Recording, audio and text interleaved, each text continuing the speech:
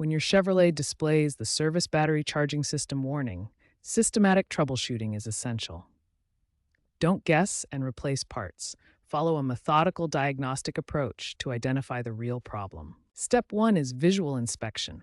Start by examining the battery terminals for corrosion, which appears as white powdery buildup around the connections. Next, inspect the serpentine belt that drives the alternator. Look for cracks, fraying, or stretching. A worn belt can cause charging system problems even if the alternator is working properly. Step 2 involves electrical testing.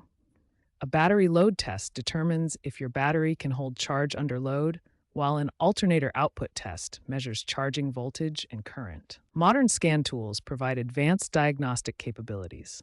They can monitor real-time charging system performance, retrieve specific fault codes, and even perform automated system tests. Based on your diagnosis, common fixes include cleaning corroded battery terminals, which solves 45% of charging system problems. Replacing a worn serpentine belt or addressing alternator issues are also frequent solutions. Don't overlook software solutions.